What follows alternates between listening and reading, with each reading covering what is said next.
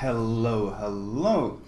Today I will be featuring a destroyer that has been requested a fair amount, and that is of course the Tashkent, the tier 9 Soviet gunboat.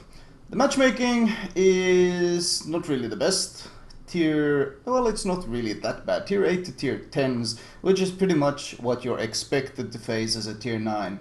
Sometimes you'll get lucky and face only lower tiers, but ending up against tier 10s is pretty common, as you see here. What is unfortunate is, however, that my Tashkent is completely stock. I'm playing on my Russian account, as I'm leveling this line on the Russian account. So this is actually a completely stock ship. So I don't have the hull upgrade, I don't have the torp upgrade, I don't even have the range upgrade. But the default Tashkent range is pretty good. Well, not that good, but with AFT, I think the default range is already 13.9 with AFT, which makes not having the range that big of a deal. Now, usually I wouldn't push into caps in a Soviet gunboat, but because this Udaloy already pushed in and he popped the smoke, I might as well follow him in and help secure this cap as soon as possible. Now we're however like 3 DDs in a cluster of smokes. And there's a Tashkent on my left that had preemptively torped. Note that I use AP on this Atago broadside. Soviet gunboats have really good AP, and you can very easily punish pretty much any type of ship, but especially cruisers if they give you a broadside. However, now I'm starting to get a bit anxious here because, well, you don't really want to be sitting in smokes in the Tashkent, because the Tashkent is a big ship. It's honestly more of cruiser size DD than anything else, and sitting still in a smoke is just asking to be wrecked. So I have my speed boost active, there's already torps coming in, and I think, yeah, this is a good time to start getting the hell out of here. We have the cap, and I have no interest in staying here any longer. I make sure to not fire yet, because I only want to fire once I'm already sailing into cover. I'm gonna get proximity spotted now. Well, not proximity spotted, just normally spotted. The concealment is 8.2 with concealment expert, which you can, and concealment module, which you can quite easily use on the Tashkent. It's only on the Kaba, which has the nerfed rudder shift, where you have to give up the concealment module for the faster rudder shift. 8.2 isn't that good, but considering you can reach a range of 15.2 km, I think, gun range on this ship, it's more than enough to be able to play gunboat easily. I am spotted, and considering the only place I can be spotted from is in front of me, I expect there to be a DD here, and there is, and he's already torping me. 10 torps, that means it could be Fletcher or Shimakaze. So, oh, and there's another torp volley. So it's a Shimakaze that's sitting here. I ping it for my teammates and I start turning away. You did notice I'm in a division with 2 guys. These are just my subs on Twitch, my Russian subs who wanted to play with me. So I'm playing with them in a division, but they don't really have any impact on the game. Well, okay, that sounded really rude, but they don't really have much of an impact on my personal experience in this match, which means that the division play doesn't, in that sense, skew how I would normally play this ship. Sometimes playing in a division might skew how you play your ship. For example, if you have someone to smoke you up and you're playing a cruiser, then of course you're going to be playing much more aggressive, and you'll have opportunities to deal more damage than you normally would. But considering I'm playing a gunboat and they're cruisers, it doesn't really have that much of an impact. We have already sadly lost 2 DDs. B has been held. I'm gonna go see if I can maybe go prevent this A cap and in general hold A. Because if you look at my battleships, well, looking at the bottom left of the minimap, you can see that my battleships are all kind of sailing around the A cap, as far away from the cap as possible, which of course means that, well, none of them are in a position to actually help defend this capture point at all. So it's in my hands to make sure that we can at least retain the cap. And since there is a Tashkent here, even though I am stock and he's most likely upgraded, since I'll be able to spot him at the same time, I should maybe be able to reset the cap, hopefully. No, he does finish the cap before I could. He's angled into the island. He does use the heal.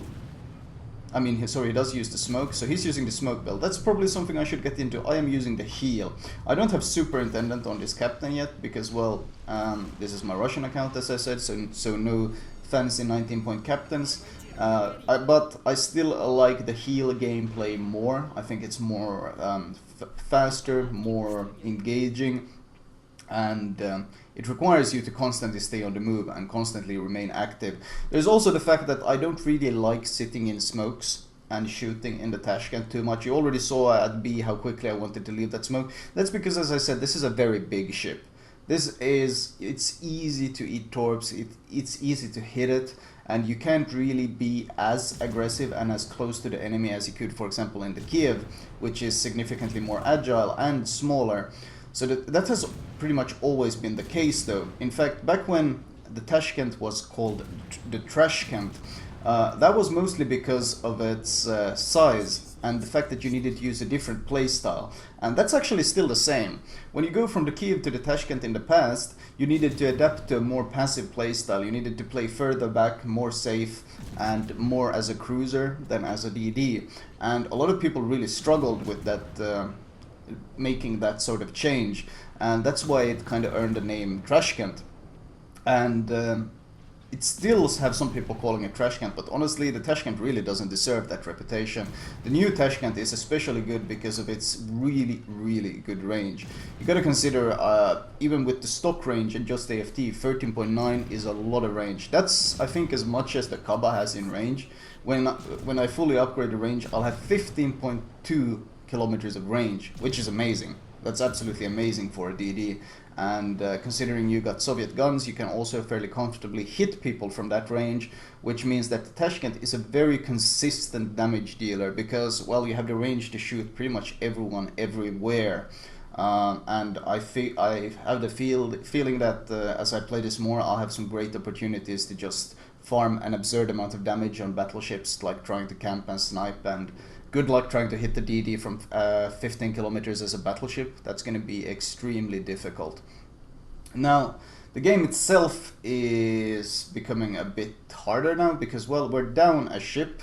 I do secure A for our team, but because of our battleship position, those battleships I mentioned on my team, well, no surprise, battleship play is just the same on the Russian server as it's on the EU and the NA server, and probably on the Asian server as well, which means they are playing extremely safe, extremely passive, and they are generally being quite useless. And their positioning right now is the definition of useless. They are all hiding in that corner where they give up pretty much all the map control to the enemy. I'm trying to harass this Friedrich Grosse since his guns is pointed the other way, so I can just slow down here and get some spam going his way. We still have the 2 capture advantage, and I'd love to get this guy killed because we could really use the additional points here, especially since I see this game becoming a lot more difficult once the enemy understands that they can push into B and honestly take B without issues. Someone lands a big hit on him, so I should be able to finish off the Friedrich Grosse. And that's something I expect to see a lot more when I get the fully upgraded ship, is just the ability to harass battleships from range. The Tashkent in its current state is extremely strong at that. And, well, 15.2 km range is pretty damn good. 13.9 is already quite good. Now, in general, though, the Tashkent is more of a supportive DD, and honestly, it's good to get used to that role because the Khabarovsk is the very definition of a support. It plays very much like a cruiser, since on the Kaba you have to give up your concealment module for the rudder shift module, which means you're sitting there with what, something like 9.7 km stealth or something. And the Tashkent is already giving you a feel of that with the 8.2 concealment. You can't really go in and fight other DDs. In general, you want someone else to spot them for you and then you support and kill them. So it's kind of adapting to a more of cruiser style of play for the destroyers as the higher tier you get in a Russian destroyer. And the Tashkent is a pretty, honestly, good way of easing into that role, because it has so much range, so you don't really have to get as close, because the Kaba is actually a bit more difficult to play that role because it has much more limited range, which means you have to get a lot closer in it. It also has worse concealment, which means the actual area of effect you have is a lot harder to manage, whereas, well, the Tashkent 8.2 km concealment, 15.2 km range means that you have this 6 kilometer gap where no one can spot you, but you can shoot everyone. So that's of course a huge area that you can, well, you can play around. It gives you a lot of flexibility. I started far on the Montana, but I think this Atago, he's playing this pretty smart by hiding behind the island. And once again, the issue with my friendly battleships being out of position becomes pretty apparent here because, well, no one is really shooting these guys and stopping them. Only the Montana that's pushing foolishly towards them is under any sort of fire. Everyone else is kind of out of position, and no one can shoot this Atago that's literally capping this point with like 1 health. That's how low I got him. And he manages to cap it, which is very frustrating. I'm gonna see if I can finish him off though, because we really want that kill. Going for some blind shots, just hoping to nail him. Looked like he got away. Now the NC is popping up as well. Yeah, I can't push this flank because of this NC. If I tried to charge into B now, I would that NC would have a field day nailing me. So I'm just gonna sail away. I dropped some torps, of course. The torps aren't upgraded, but even the upgraded torps aren't that good. You have the advantage of at least having 9 of the torps, but ultimately though, 8 kilometer torps when your concealment is 8.2 means that most of the time the enemy will expect them to be coming your way. Wow, that Tiger really gets away. I'm not gonna get that kill. Well, finally someone finishes him off, but he sold his life pretty dearly because he managed to secure a cap for the enemy team. And we're down to a 5 versus 5, which should make it doable, maybe. I expect this guy to turn, hence why I dropped those torps more to his left. I expect him to turn hard left and angle towards this Yamato that's pushing into B. Slowing down to dodge the battleship AP, which can of course wreck you very hard. That's one of the reasons why I don't play as much high tier DD, especially very visible gunboats, because I've gotten quite frustrated with how much AP damage you take from battleships. I consider it very imbalanced that battleships can just shoot you with AP and deal, well, pretty much your entire health pool. When you eat 2 or 3 penetrations from a battleship and it deals 15k damage, it gets very frustrating. But ultimately though, I managed to dodge those shells. I dropped some preemptive torps. I am expecting him still to turn towards the Yamato because, well, that's the smart play to do. But it looks like he's still been avoiding it. And since I'm staring at my torps like a potato, I miss the grounding, but he actually finally makes the turn, which allows me to land all 4 torps and get a devastating strike on him. It was honestly only a matter of time until he would eat them, because it was very predictable. You have to keep in mind, when you are torping, this applies to all torp boats, always try to predict what your enemy is doing. And when you have a Yamato in B like we have, it's pretty easy to predict that any half-decent player will try to angle against an enemy battleship that's close range. So it was kind of easy to predict that he would make the turn at some point, but sometimes of course you get people who refuse, they don't want to angle, they don't know what angling means, and they just sail in a straight line, which makes life a lot harder. We're now down to a 3 versus 4 though, which is less optimal, especially since, well, our Yamato is sailing towards C, I think. I mean, he wants the cap, that's okay, but he would be better served actually killing off some of our foes. I'm trying to just, I'm willing to eat some of the damage here. You saw I kind of slowed down, and I was okay with eating some of the damage, and that's because I want to secure this kill. He used his repair, so getting that fire on him was good, and honestly I kind of want to get another fire or some additional damage on him just to make sure we get this kill. I'm willing to trade some health because I still had my heal, just to secure this kill and get these points for my team. He's shooting again, so I accelerate, hoping I can dodge most of it. And this time, since I'm no longer worried about getting additional hits on him, I have secured the kill, which is exactly what I wanted. Spamming some shells in there because the Yugomo is going for the cap, and I think the Yugomo was even trying to smoke up that dude. So just hoping to get some blind shots because, well, I don't have anything to lose. Yamato's still going for C. There's 2 DDs capping here, but I'm gonna see if I can maybe ambush one of them. Kind of slow down here. One of them might sail past me here because they probably don't expect me to slow down, and one of them does. The Shima opens up on me, and I'm more than happy to tank these shells. I'm more than happy to take a 1-versus-1 gunfight against the Shimakaze, because the Tashkent gunpower is very good, especially with adrenaline rage, adrenaline rush. Your reload is extremely strong. He broke my engine, but I instantly repaired it just to make sure I can glide out of the way here.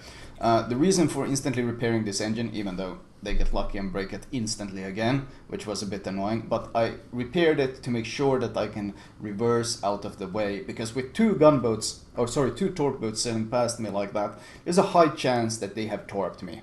There's a very high chance that there are torps coming through this gap. And if you have a broken engine, your acceleration is awful. As you can see now, I'm trying to accelerate. You see how slow it is to accelerate? It's stupendously slow to get that acceleration going. And that's why I instantly repaired the engine, to make sure I didn't eat some stupid torps that would have been easily predictable. Now though, I'm down to, well, I popped my heal. Questionable how useful the heal was, but since I'm about to get into what is probably the last fight, might as well use it. The game is pretty much over at this point. They only have one Yamato left, and we have 920 points. I do want to deal some damage to him though, but I don't really want to get out in the open, because with this health pool, one good penetration and an overpen can probably instantly kill me. But instead I use the range and the terrain to my advantage, just like you would in any cruiser. This is very much cruiser-esque play. Just use the island to my advantage and spam him from over the island.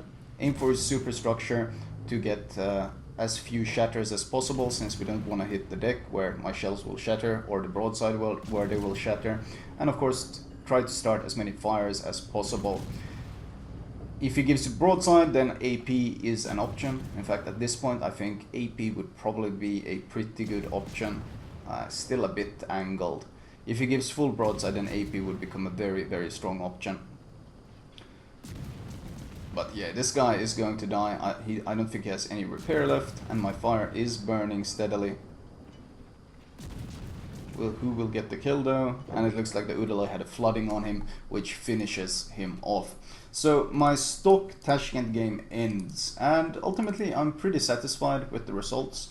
155,000 damage. I mean, you can get higher and lower depending, but I fought a lot of DDs and stuff, which is of course why I got a Kraken in this game as well. Got some missions done, but ultimately a pretty good game. Got one full cap and some assisted in capture. Looking at the team score, managed of course to top the score with that many captures and that much DD damage. It's not really surprising. My poor division mates didn't have the best of games, but such things happen. They are, as I said, they are some of my subs who are who I tend to play with some of my subs when I play on other servers, especially NA or Russia, maybe even C if I get a bit higher tier. I'm still leveling a new account on C, so I'm pretty low level on the Asian server. And detailed report wise, potential damage 1 million. It will probably get a lot higher once I get the range upgrade, because then I'll be actively able to pick more fights and be more confident in it.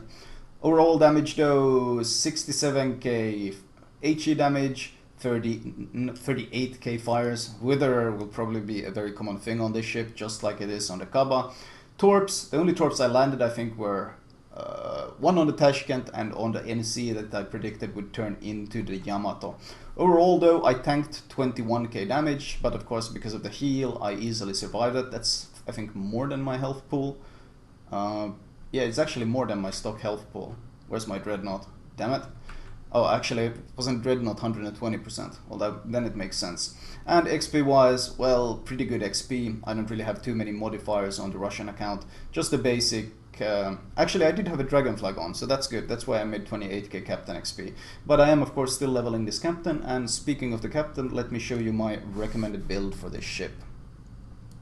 Right, starting off, of course, we have the modules.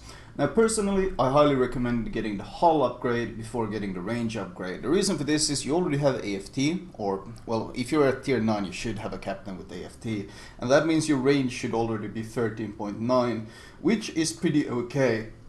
And the hull upgrade gives you health, 3k health, and it gives you faster rudder shift, which I consider both of these values are highly important for surviving. So personally, I went for the hull first. As you can see, this is this part of the commentary is made a bit later than the actual gameplay. So I have already gotten the hull upgrade here, and I followed it up with the range upgrade, which puts you with AFT at 15.2, which is of course very comfortable. And I will get the torp upgrade. It's not really that big of a deal, but the 5 knots of speed is really more valuable than anything else here. The 700 damage isn't really that big of a deal, but that 5 knots of speed is a pretty damn big deal because, well, it makes it a lot easier to land the torps. Consumable wise, premium heal, and if you can afford it, premium repair and premium speed boost. All of these are great. Speed boost is also surprisingly valuable since we are of course going with heal and not smoke, which means survivability is the speed helps your survivability so much. Upgrade wise, main armaments mod 1, aiming systems mod 1. The AA is not strong enough in my opinion to justify using AA guns. Faster reload on guns, since ultimately this is a gunboat, and of course the torps are only 8 km, so there's no point even going for them in any way. The speed boost module, or the engine boost mod 1, which hopefully you got from ranked or Clash of the Elements or whatever, it's very good on Russian DDs. If you can't afford this one, get the propulsion mod, or well, if you don't have it, just get the propulsion mod. Faster rudder shift, and finally concealment. I really like concealment. I don't think you need to go with the double rudder shift like you, for example, like I do in the Khabarovsk, because this one hasn't had it nerfed and you got a 4.8 second rudder shift, which is pretty okay. So there's no need to go for the double. The better concealment gives you more survivability. Captain perks wise, priority 1, I actually really like taking priority target on Russian DDs because it really helps you knowing who's shooting at you and how many people are, and should you disengage, should you actively avoid, and so forth. In fact, I've started preferring taking this over preventive maintenance these days, simply because I think this adds more survivability. Last stand is the follow-up, followed by the HP perk, survivability expert, and AFT. This is the very basic Russian DD build. And once you have this, well, there's some options. You can go for a superintendent if you want the additional heal and additional speed boost. Both are very good. Personally, I went for the higher fire chance because I like that additional DPS. And of course, Adrenaline Rush is a fantastic perk. Which one of these two you pick first is kind of up to you. Both are huge DPS increases, both are very valuable. But ultimately, I want these two. I have a 15-point captain. If I reach 18 points, I'll get Superintendent. And then once I have Superintendent, I'll probably go for Preventive Maintenance as the last perk. But that's probably a long time in the future, since I'm still trying to get this Tashkent fully upgraded before I make a second commentary on it. Anyway, I hope you guys enjoyed my Tashkent commentary. I'll talk to you guys later.